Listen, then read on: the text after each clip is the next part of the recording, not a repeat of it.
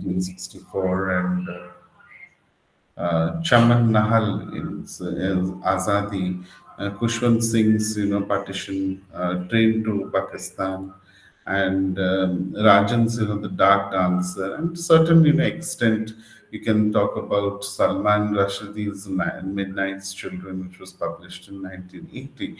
So these books present the Indian perception of the partition. We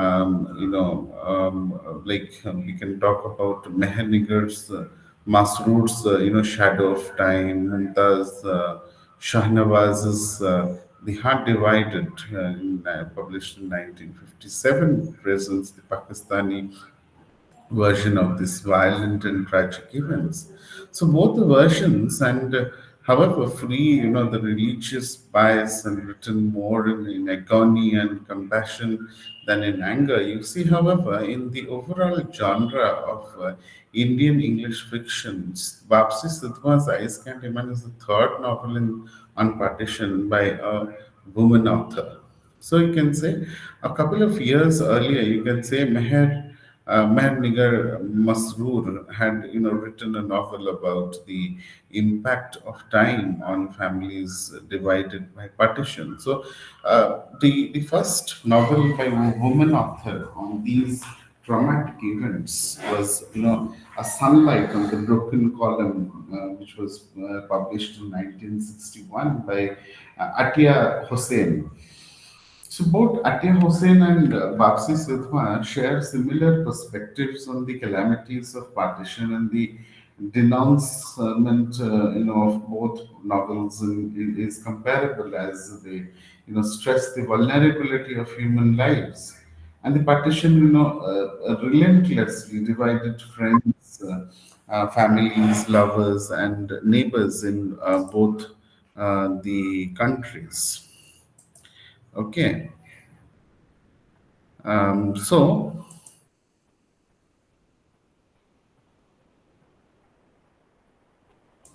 yeah. So overall, Ice Candy Man is a novel of upheaval, which includes a cast of characters from all the communities, and the Hindus, Muslims, Christians, Sikhs, and Parsis, and thus a multiple perspective of partition, which emerges as a viewed by all the affected people. But however, you find, what really distinguishes Parsi Sidhwa's Ice Candy Man is a prism of Parsi sensitivity through, though, which is, cataclysmic event in depicted, and you find it is the only novel written by a Parsi on the theme of partition. So you find this makes it unique. Another fascinating, aspect of this novel is the use of the child narrator.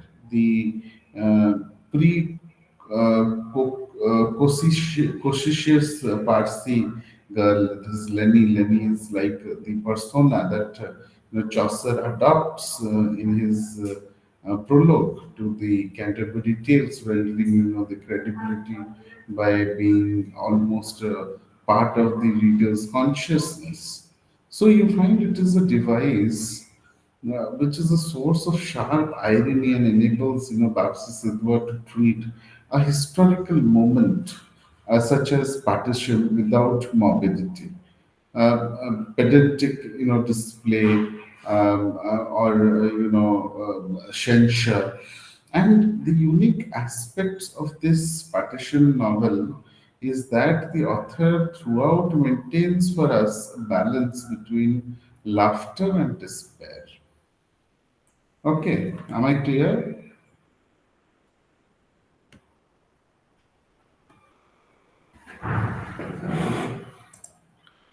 Juliet, Suman, are you all clear? Am I clear? Juliet, can you hear me?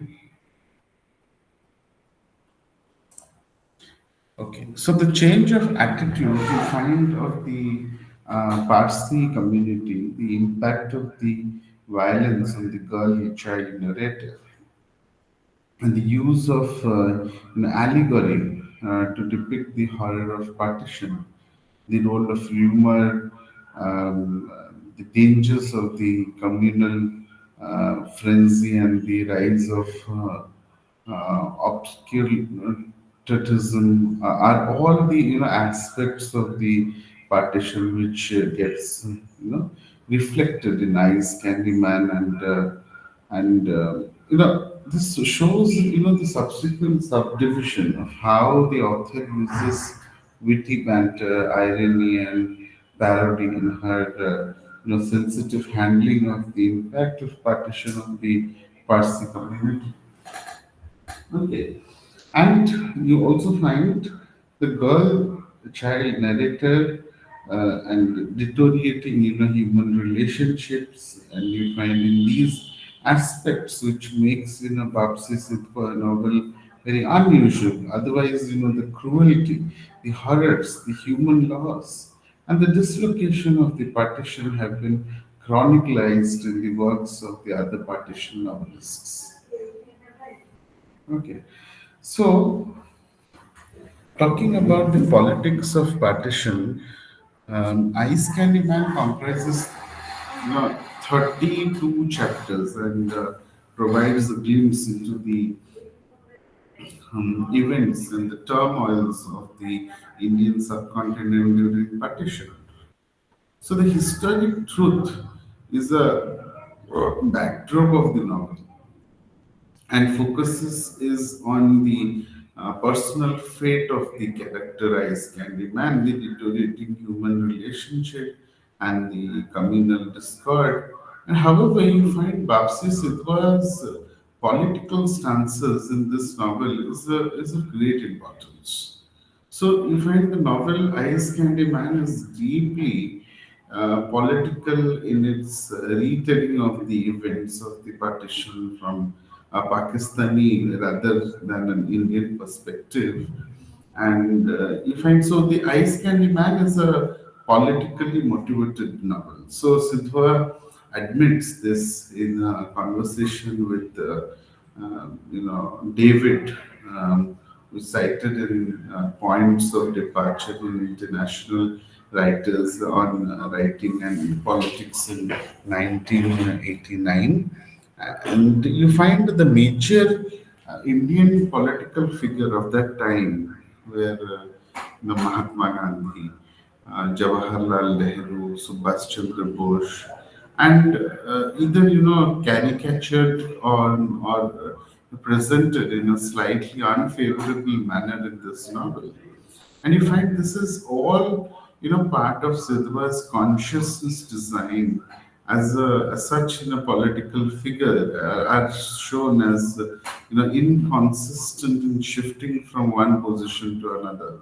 And Shidwa is, deliberately playing the role of iconoclast, and she's trying to, reassess Gandhi's place in history.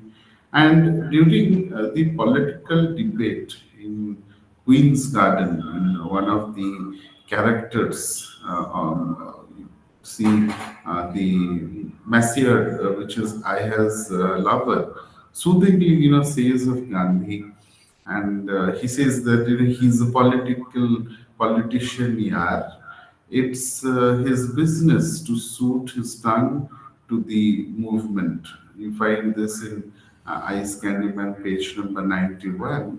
And Gandhi's visit to Lahore is also gently, parodied by the author. So, the child narrator Lenny's immediate observation of Gandhi is very unfavorable, and she, innocently compares him to her gardener Hari, and where she says he's small, dark, shriveled, old, and he looks just like Hari, our gardener, except he has a disgruntled, disgusted, and irritable look. And this you find she has mentioned in Ice Candy Man, page number 56. Okay, So later you find so Gandhi's Lahore visit is deliberately demystified, and he is not presented as a, political saint. Instead, you find he talks about personal hygiene and nothing profound, but flush your system with an enema daughter. So Lenny, dislikes Gandhi and thinks of him as a probable mixture of a demon and a clown. And Sidhwa told David that she was reacting to a lot of literature and the film Gandhi, which sanitized him into a saint. So you find she said he's not human in that film, and I tried to humanize him. So Sidhwa makes her Pakistani bias quite evident in Ice Candy Man when she suggests how partition favored India over Pakistan. So later we find the Hindus are being favored over the Muslims by the remnants of the Raj, and now that its objective is to divide India is achieved, the British favor Nehru over Jinnah, and Nehru is Kashmiri, so they grant him Kashmir. So spurning logic, defying rational, ignoring the consequence of bequeathing a Muslim state to the Hindus. You find they grant Nehru Gurdaspur and Pathankot, without which the Muslim Kashmir cannot be secured. And this you find it is written in page number 159. So eminent Indian novelist Sashi Tharoor has objected to Sidhwa's use of the word grant, noting, that British did not grant Kashmir to India. This outburst on Kashmir is by Lenny, and it is to be, construed as the outburst of the girl child narrator. It is true that Lenny is not the author, but is a New York Times interview to Laurel, Graeber on 6th October 1991. And Sidhwa says there, Gandhi really showed the seeds of partition and turned the whole independence struggle into a Hindu movement. So it's hard for people in the West, where he defied, to regard him as a petty, manipulative politician. And Laurel, Graeber, in his article also includes or concludes that Bapsi Sidhu has attempted to give a Pakistani perspective to the partition of India. Am I clear?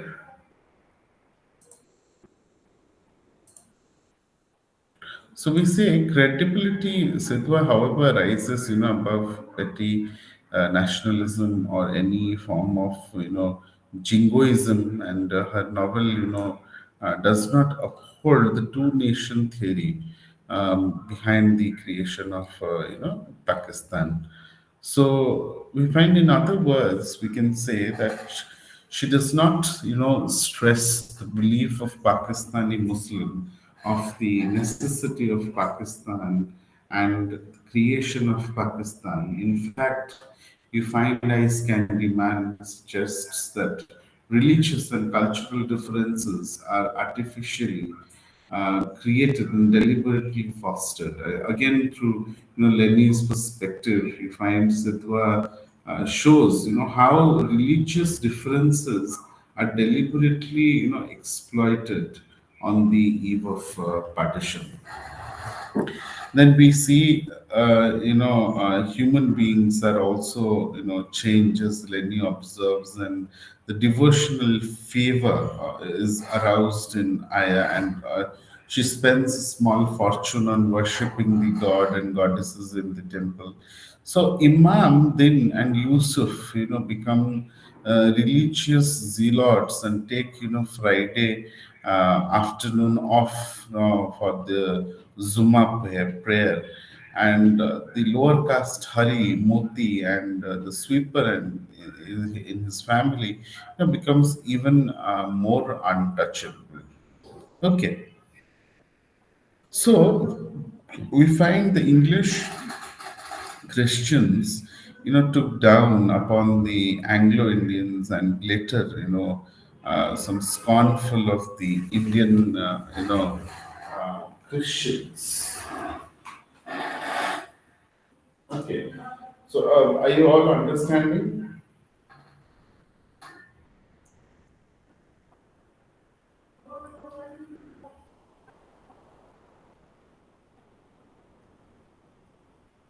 Uh, Suma, just wait. I'll just get over in my next, 5 7 minutes. I'll finish. Just wait.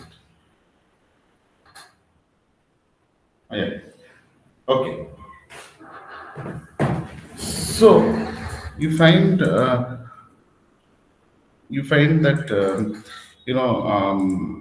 as this section, yes, as I was talking to you, saying that Bapsi Sidhwa presents a Pakistani version of the horrors of partition. You find an alternate an alternate version of history is being presented through fiction as aspects which will examine by talking about the role of Jinnah, and you find using fiction as a shaping force in history. Sidhwa tries to redefine the role of Jinnah. She strongly feels that the depiction of Jinnah is in history written by the Indians and the British is unfair, and she feels that he was caricatured, as a very stiff villain of the piece, and thus you find in the novel, a major reference to Jinnah is aptly, made in the context of the Parsi family. That is the focus of the novel. So Lenny, comes across the picture of an, astonishingly beautiful woman, and is told that it is the picture of Jinnah's wife, and a Parsi woman who married, the Muslim Jinnah, and risked, the censure by her wealthy, knighted father and her family. So you find the marriage, as history suggests, was not, very happy, and the beautiful wife died of a broken heart. And in this context, you find Sitwa does not, completely exonerate China, but she manages to blur the criticism by noting that China too died of a broken heart in September 1948, and she stresses that she is on Jinnah's side. So you find in the same chapter, you find there is also a fascinating contrast between Nehru and Jinnah, which is presented by Lenny. And however, you find the observations which reflect not only Sidhwa's views, but the gossip about the two leaders that Lenny has, overheard from the servants and the, retinue of higher admirers and local people. So it is a type of, of received history. Nehru is presented as charming, suave, handsome, and with an aura of power and presence. So there is also a touch of scandal, and he bandies words with the lady Mountbatten, and is presumed to be her lover. And in contrast, you find Jinnah is incapable of the compliments, and he's described as the austere of deathly ill. Hmm. And the author implies that Nehru was successful with the British, and has always received praise as a statesman because he was charming and urban. And her concern is that China has not received his due because he was past the prime of his elegant manhood. So we find, and we also find that it is shallow and uncompromising, and in revealing the image of China, Shidva again, displays the important presence of the hindsight in her fiction.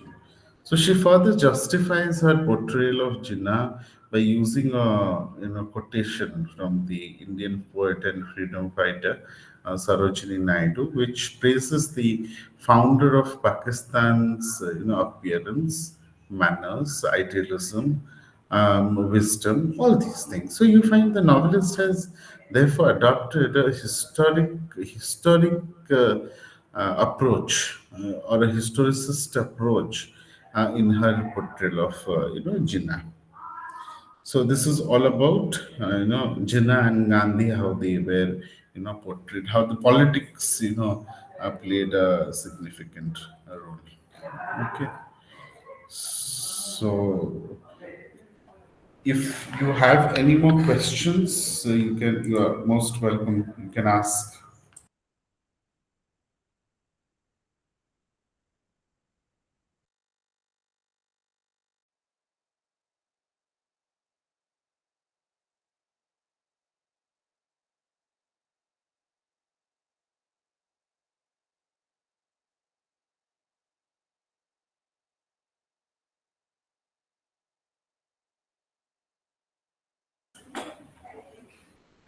Okay, Suman. Yeah. Juliet, do you have any questions?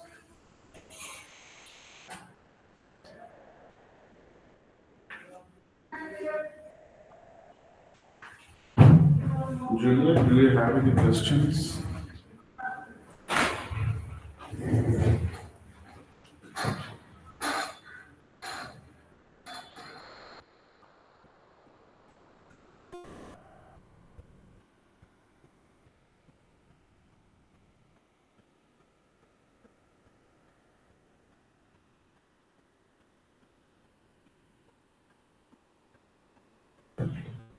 Okay. Okay, Suman. Juliet, hello.